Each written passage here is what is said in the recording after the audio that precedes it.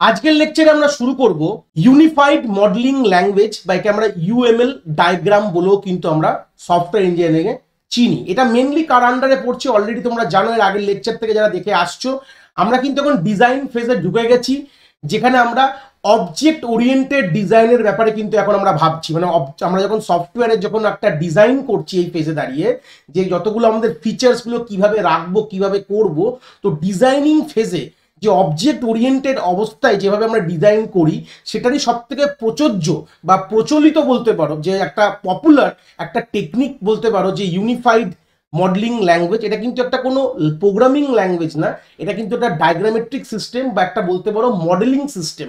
মানে সফটওয়্যারটা যখন করব তার একটা আইডিয়া যে কিভাবে একটা সফটওয়্যার তৈরি হবে, তার মধ্যে কি কি কম্পোনেন্টস থাকবে, কি কি ফাংশনালিটি থাকবে, পুরোটাই একটা চোখে একটা ভিজুয়াল দৃষ্টি দেখে কিন্তু আমরা আগে এগাবো। এই হচ্ছে বেসিক আইডিয়া। যারা এর আগের কনসেপ্টগুলো দেখোনি, আমি এই ভিডিওর আই বাটনে প্লাস ডিসক্রিপশনে দুটোতেই আমি সফটওয়্যার ইঞ্জিনিয়ারিং বাংলা প্লেলিস্টের আমি লিঙ্কটা প্রোভাইড করে দেবো। তোমরা সেখান থেকে কিন্তু ডিটেলস কনসেপ্টগুলোকে সিরিয়ালি একদম তোমরা গ্রিপ আপ করতে পারো। তো প্রথমে আমরা একদম এর ডেফিনেশন বেসিসে কথা বলবো, কাকে বলে ইউএমএল। দেখতে পাচ্ছ একদম স্ক্রিনে লেখা রয়েছে যে ইউনিফাইড মডেলিং ল্যাঙ্গুয়েজ বা UML is a general purpose modelling language. তো প্রথম লাইনে একটা আইডিয়া পাচ্ছি, তা general purpose modelling language. Model বানানোর জন্য মেন কথা হচ্ছে মডেল। যে কোনো জায়গায় নর্মালি তোমরা জানো, যে কোনো যখন কোনো গাড়ি, কোনো বাড়ি, কোনো অ্যাপার্টমেন্ট, কোনো যে কোনো জিনিস যখন তৈরি হয় তার একটা মডেল তৈরি করা হয়। তো ইউএমএল এর সাহায্যে আমরা সফটওয়্যারে একটা ডেমো মডেল ভার্সন কিন্তু বা ডায়াগ্রামেটিক ভার্সন কিন্তু আমরা তৈরি করতে পারি।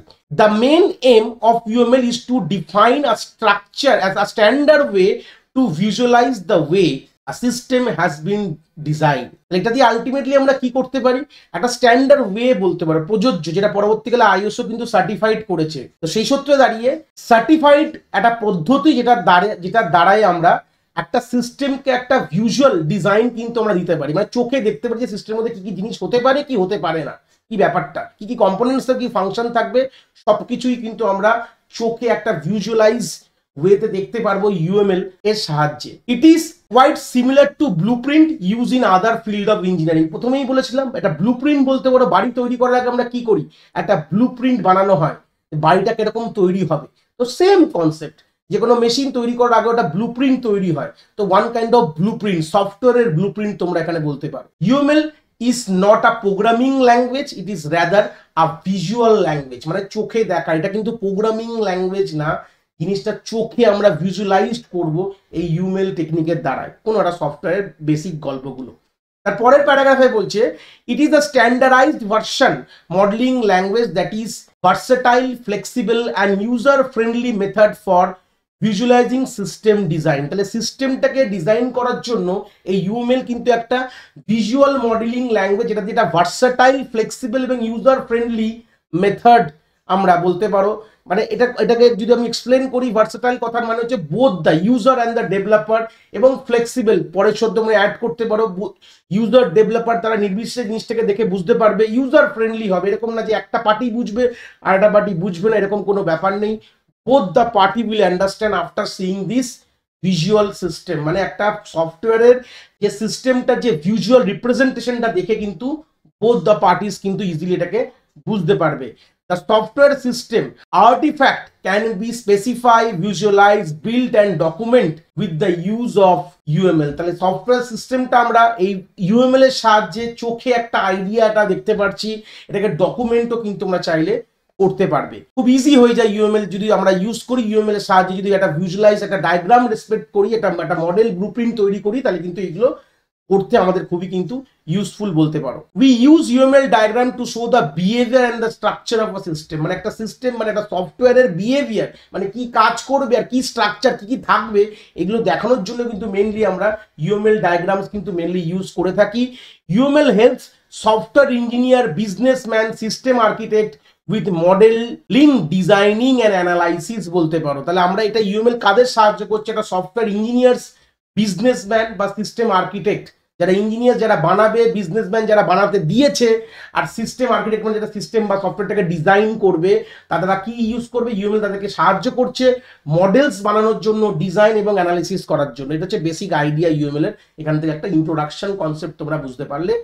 এবং the India International Organization for Standard, যেটাকে ISO, publish UML as an approved standard in 2005। ইউএমএলটাকে স্ট্যান্ডার্ডাইজ করা হয়েছে, আইএসও নিজে এটাকে সার্টিফাইড এবং স্ট্যান্ডার্ডাইজ করেছে, এবং UML has been revised over the year and is reviewed periodically. মানে যেটা প্রথম যেটা ইউএমএল কে স্ট্যান্ডার্ডাইজ করা হয়েছিল 2005 সালে আইএসওর দ্বারায়, আজ কিন্তু এটা অনেকটা দিনের পর সময় যেতে যেতে ওটা কিন্তু আরো রিভাইজড হয়ে আরো কিন্তু বেটার অপশনে কিন্তু চলে এসছে। কেন ইউএমএলটা দরকার তার কিছু একটু হালকা করে কিছু স্লাইড পয়েন্টস আমরা এখানে কভার করব। এইটুকু একটু বুঝতে পারলাম যে এই ইন্ট্রোডাক্টরি ভিডিও থেকে ইউএমএল কাকে বলে এবং এর ধরনের যে কোনো ধরনের প্রশ্ন কিন্তু আমাদের পরীক্ষায় এই যেটা আমি বলে দিচ্ছি এর বাইরে আসার কোনো জায়গাই নেই। তো শুনে আসি কেন ইউএমএল দরকার। We need UML, the Unified Modeling Language, to visually represent and communicate complex system design, facilitate better understanding and collaboration among the stakeholders. তাহলে এখান থেকে ফার্স্ট লাইন থেকে কি বুঝতে পারছি মেইনলি কেন দরকার।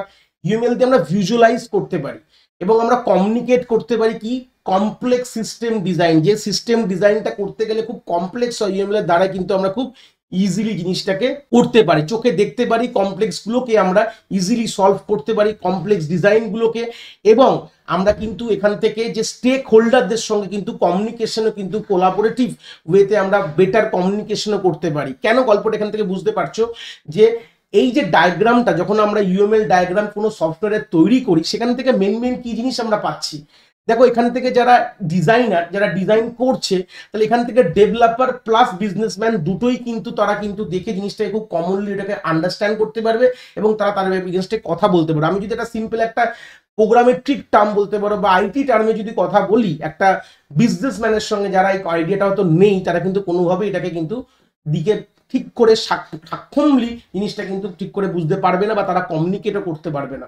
তো সেই জন্য বেটার আন্ডারস্ট্যান্ডিং এবং কোলাবোরেশনের জন্য, বেটার আন্ডারস্ট্যান্ডিং না হলেই তো সে কোলাবোরেট করবে, সে জিনিসটাকে মানে ইন্ডালজ পার্টিসিপেট করবে। তাই জন্য আমাদের কিন্তু ইউএমএল কিন্তু প্রথম দিকে মানে ফার্স্ট পদক্ষেপে কিন্তু ইউএমএল কিন্তু খুবই আমাদের প্রযোজ্য, আমরা কিন্তু এখান থেকে বলতে পারি। Below is why we need UML, কিছু পয়েন্টস এখানে রাখা আছে দেখতে পাচ্ছ। First, complex application need collaboration and planning for multiple teams, hence require clear and concise way to communicate among them. যে কোনো কমপ্লেক্স অ্যাপ্লিকেশনে যেখানে আমাদের সমস্যা হতে পারে তা ইউএমএল এর সাহায্যে এটাকে আমরা কোলাবোরেট প্ল্যানিং করতে পারি মাল্টিপল টিমস যেখানে রয়েছে, কনসাইজ ওয়েতে। কনসাইজ কথাটার মানে আমরা সিম্পল, ক্লিয়ার এবং কনসাইজ, যের মধ্যে কোনো আমাদের কোনো প্রবলেম হবে না, পুরো জিনিসটাই বোথ দ্য পার্টিস কিন্তু আমরা এখানে মানে অ্যাপ্রুভলি মাল্টিপল টিম, যদি কোনো এখানে পার্টিসের কথা বলবো না, এখানে যখন অ্যাপ্লিকেশন যখন আমরা ডিজাইন করছি মানে সফটওয়্যার যখন ডিজাইন করছি যেখানে মাল্টিপল টিমস পার্টিসিপেট করছে তাদের মধ্যে কমিউনিকেশনটা কিন্তু এখানে খুবই ইজিলি করতে পারি আমরা ইউএমএল ডায়াগ্রামের থ্রু থেকে, যদি মাল্টিপল টিম হয় কোনো একটা সফটওয়্যার আমরা কমপ্লেক্স জিনিস বানাচ্ছি।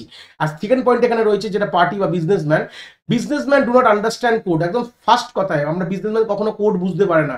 তো UML become essential way to communicate with non programmers about essential requirement, functionality and process of the system। তো এখান থেকে একটা জিনিস পুরো ক্লিয়ার হয়ে গেল যে ইউএমএল এর সাহায্যে আমরা বিজনেসম্যান যারা নন প্রোগ্রামার্স তার নন আইটি ফিল্ড থেকে বিলং করে তাদের সঙ্গে কিন্তু ফিচার্স নিয়ে বা ফাংশনালিটি নিয়ে বা রিকোয়ারমেন্টস নিয়ে কিন্তু আমরা খুব ডিটেলসলি কমিউনিকেট বা ডিসকাস করতে পারি। কারণ এখান থেকে ছবি না, এই ছবি থেকে কি কাজ হবে সেখান থেকে ইজিলি বুঝতে পারবে। পরবর্তীকালে আমরা ডায়াগ্রাম দেখবো ইউএমএল এর কি টাইপস ডায়াগ্রাম আমরা এক একটা করে সব আমরা সিরিজ এই লেকচারসে দেখবো, চিন্তার বিষয় না, সেখান থেকে আরো জিনিসগুলো তোমাদের চোখে একদম ভিভিডলি ক্লিয়ার হয়ে যাবে, কোনো ব্যাপারই না। থার্ড পয়েন্টে বলছে lot of time is save down the line when the team can visual process user interactions and the static structure of the system। সেখান থেকে আমাদের আলটিমেটলি কি হচ্ছে, যেহেতু আমরা ভিজুয়ালাইজ করতে পারি, প্রসেসটাকে পুরো চোখে দেখতে পাচ্ছি, টিমরা চোখে দেখতে পাচ্ছে, তো সেই সূত্রে আমাদের কিন্তু অনেকটা সময় কিন্তু এখান থেকে কমে যাচ্ছে বা বাঁচাতে পারছে।